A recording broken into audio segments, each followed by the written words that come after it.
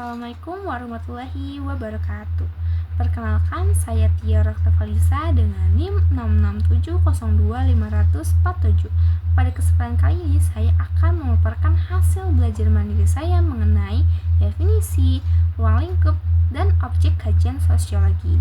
Nah, kalau kita membahas tentang sosiologi, sebenarnya kita sedang membahas kehidupan kita sendiri sebagai bagian dari masyarakat. Nah, sosiologi ini lahir dari rasa ingin tahu manusia terhadap perubahan sosial yang terjadi terutama di Eropa pada abad ke-19 setelah revolusi industri dan revolusi politik.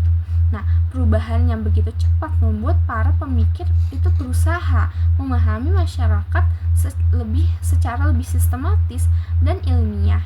Nah, istilah sosiologi ini pertama kali diperkenalkan oleh Auguste Comte yang menyatakan bahwa sosiologi adalah ilmu yang mempelajari masyarakat dengan metode ilmiah untuk menemukan hukum-hukum sosial yang mengatur kehidupan manusia.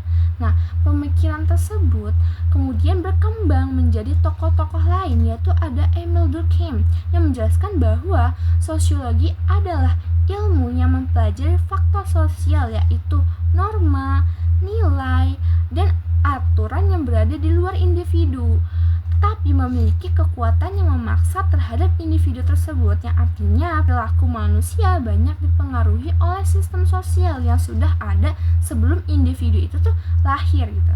Nah, sementara ada Max Weber yang mendefinisikan sosiologi sebagai ilmu yang berusaha memahami tindakan sosial, yaitu tindakan yang memiliki makna atau diarahkan kepada orang lain itu. Nah, selain itu ada Karl Marx yang memberikan pandangan bahwa kehidupan masyarakat itu sangat dipengaruhi oleh faktor ekonomi dan hubungan produksi. Menurut Karl Marx itu konflik antar kelas sosial menjadi pendorong utama perubahan sosial dalam masyarakat. Di sisi lain, nah, jauh sebelum sosiologi berkembang di Eropa nih, ada Ibnu Khaldun itu telah membahas kehidupan sosial dalam karyanya yaitu Muqaddimah. Ia memperkenalkan konsep asabiyah atau solidaritas kelompok sebagai faktor penting dalam terbentuknya dan bertahannya suatu masyarakat atau peradaban. Nah, dari pendapat para tokoh tersebut dapat dipahami bahwa sosiologi itu mempelajari masyarakat, interaksi sosial, konflik, solidaritas, serta makna dibalik hubungan sosial itu sendiri gitu. Nah, jika dilihat dari ruang lingkupnya, sosiologi itu memiliki pembahasan yang sangat luas. Nah, menurut Sir Jonas Sukanto dalam sosiologi, yaitu suatu pengantar di ruang lingkup sosiologi mencakup hubungan timbal balik antar individu dengan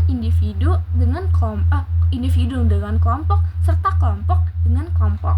Nah, selain itu sosiologi juga membahas tentang kelompok sosial, lembaga sosial seperti keluarga, pendidikan, agama, ekonomi, dan politik, serta nilai-nilai dan norma yang mengatur kehidupan masyarakat. Nah, tidak hanya itu, sosiologi juga mengkaji stratifikasi atau pelapisan masyarakat gitu. Nah, perubahan sosial yang terjadi dari waktu ke waktu hingga konflik sosial yang muncul akibat perbedaan kepentingan. Nah, sementara itu objek kajian sosiologi itu terbagi menjadi dua, yaitu ada objek material dan objek formal. Nah, objek materialnya adalah masyarakat itu sendiri, yaitu seluruh kehidupan manusia. Sedangkan objek formalnya adalah hubungan sosial dan proses interaksi yang terjadi dalam masyarakat tersebut. Nah, hal ini sejalan dengan pandangan para ahli sosiologi klasik yang menekankan bahwa fokus utama sosiologi itu bukan hanya pada individu saja, tetapi pada pola hubungan sosial yang membentuk struktur dan sistem dalam masyarakat sendiri. Nah, dari penjelasan tersebut dapat disimpulkan bahwa sosiologi itu merupakan ilmu yang mempelajari masyarakat secara ilmiah atau sistematis gitu. Nah, itu tuh mencakup ada interaksi sosial, struktur sosial, dan konflik solidaritas, serta dinamika perubahan yang terjadi di dalamnya. Dengan memahami definisi, ruang lingkup, dan objek kajian sosiologi berdasarkan pendapat dari para ahli, kita tuh dapat melihat berbagai fenomena sosial secara lebih rasional dan mendalam. Mungkin segitu saja yang bisa saya sampaikan, kurang lebihnya mohon maaf. Wassalamualaikum warahmatullahi wabarakatuh.